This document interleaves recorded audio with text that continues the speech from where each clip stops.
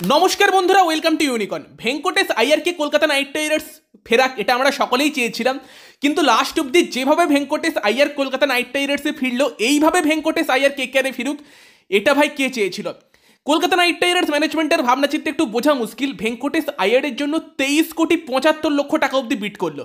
তারা যদি ভেঙ্কটেশ আইয়ারকে এতটাই ভ্যালুয়েবল ভাবে, তাহলে তো রিটার্ন করে নিলেই মিটে যেত। ভাই আরসিবি যে কলকাতা নাইট রাইডার্সের জন্য সমস্যার সৃষ্টি করবে এটা তো জানতামই, বাট যেভাবে সমস্যার সৃষ্টি করলো, ভেঙ্কটেশ আয়ারের বিডটা 7 কোটি 7.5 কোটিতে কেকেআর পেয়ে যাচ্ছিল, সেখান থেকে 23,50,00,000 অব্দি নিয়ে গেল, যেটা সম্পূর্ণ দীনেশ কার্তিক তার জন্য বলাই যায়। কারণ দীনেশ কার্তিকই ভেঙ্কটেশ আয়ারকে মানে সাজেস্ট করছিল আরসিবি ম্যানেজমেন্টকে, সেই জন্যই তারা গিয়েছিল। বাট কলকাতার কি দরকার ছিল 23,75,00,000 খরচা করে আর কি ভেঙ্কটেশ আয়ারকে নেবার? জানো না এই মুভটা করার জন্য কলকাতা নাইট রাইডার্স বাকি টিম আদৌ সঠিকভাবে বানাতে পারবে কিনা। ভালো ভালো প্লেয়ারের জন্য কলকাতা নাইট রাইডার্স 10 কোটি 12 কোটি অব্দি গেল, তার বেশি গেল না।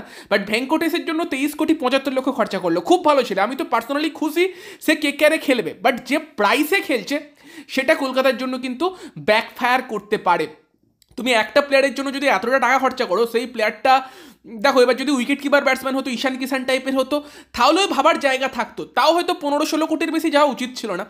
ভেঙ্কটেশ আইয়ার 23,75,00,000 কিছুটা তো দামি হয়ে গেল। জানেন এবার ফিল সল্টকে পাবি কিনা? মেন চ্যানেলে ভিডিও দেবো ফিল সল্টের অকশনটা হয়ে যাবার পর। এই চ্যানেলে এইটুকু বলে রাখলাম, বাকি তোমাদের মতামত জানিও। 23,75,00,000 টাকায় ভেঙ্কটেশ আইয়ারকে কলকাতা নাইট রাইডার্স কিনলো। ওয়াও ভাই সাব।